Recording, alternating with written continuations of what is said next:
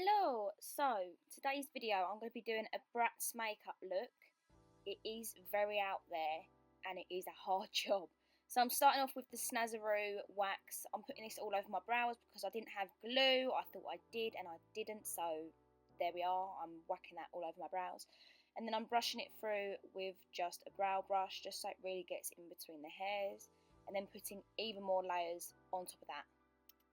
And I'm just using my fingers for this just so I can really push it right into my brows and attempt to get a flat surface. And then I'm going in with a colour corrector. This is just an LA Girl one in orange, just to try and cover up some of my brows. You'll see in a minute that this doesn't actually work. It looks like it is right now, but in a second it just comes straight back through. But in the end, I get there. And then I'm putting over some powder just to set that before I go over with some concealer. And this is like a whole repeating process of concealer and powder. I'm then going in with Iconic's Illuminator. This is just for the base underneath my foundation as a primer. And then I'm going in with MAC's Studio Fix foundation. I'm going to really need something full coverage to try and cover these brows because they've now come back through instantly. So I'm using that, and I'm just putting the MAC Studio Fix concealer above my brows as well. I'm really loving this concealer. I'm so glad I got it, and I definitely will repurchase it. I'm just using my sponge to dab that all into the skin. You won't want to use a brush. You could use a brush maybe just for the skin, but for your brows you definitely just need to dab. As you can see, more foundation over the brows to try and cover them, more concealer. And this is where the powder begins. So this is the RCMA powder. I'm pretty sure it's a really light one, maybe even translucent. And I'm just using that just to set the base. As you can see, I've already put more concealer on top of it. And I'll just be repeating that. Always use the sponge because that's going to pick up the most product and really push it into the skin. You don't want to be moving it around or to the point where it's lifting up. And I'm just using that same concealer Studio Fix all over my skin, under the eye, middle of my chin, down the nose.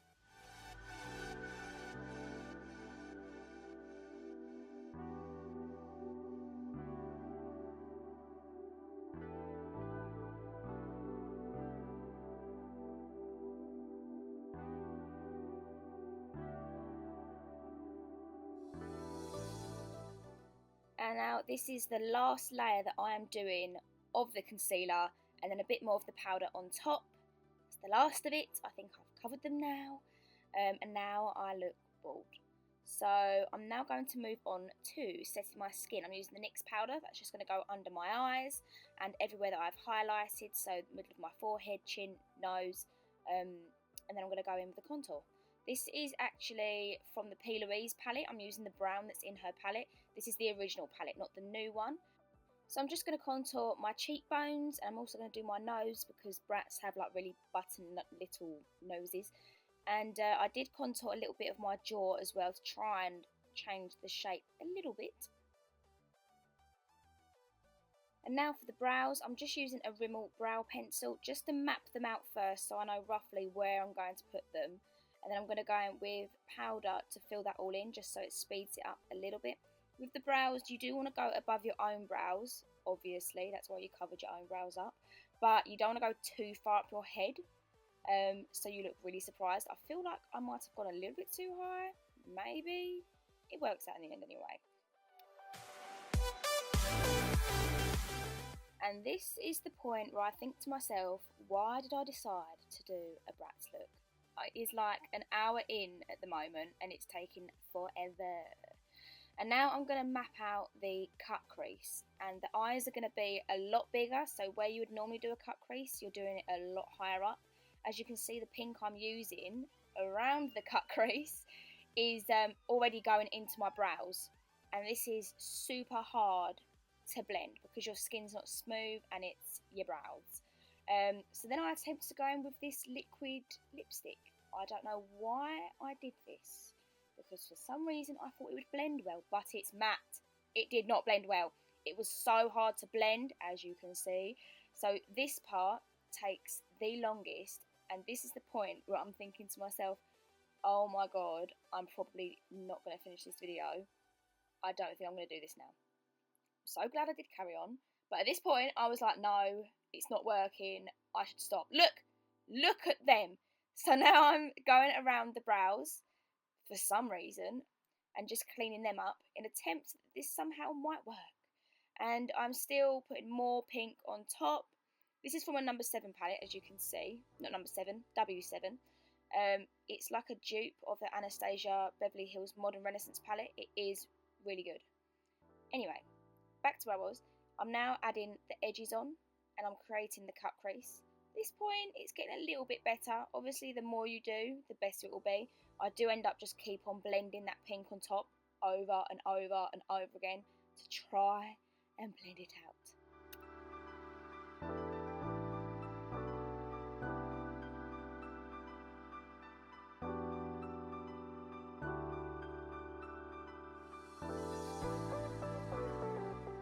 So now that the cut creases have now been done, I used the Studio Fix concealer for that. I'm now adding the pinks back onto the edges and then adding in some dark purple as well to create some depth. I'm then going to set the actual cut crease itself with white. This is from the Morphe 35B palette. And then I'm going in with some pigment as well. This is from Peaches and Cream, and I think this was Pixie that went on top. I'm just patting that on top. You don't need nothing for it to stick. It will just stick on top of that.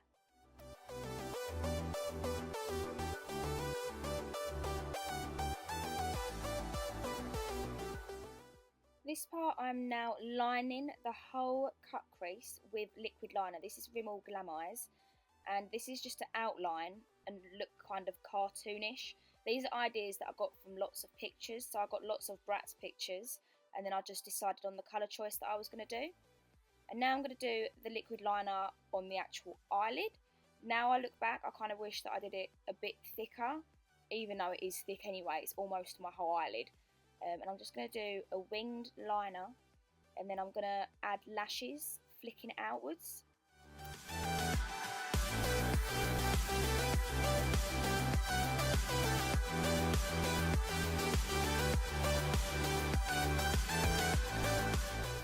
So as you can see, I'm just dragging the liner out to create a fake eyelash.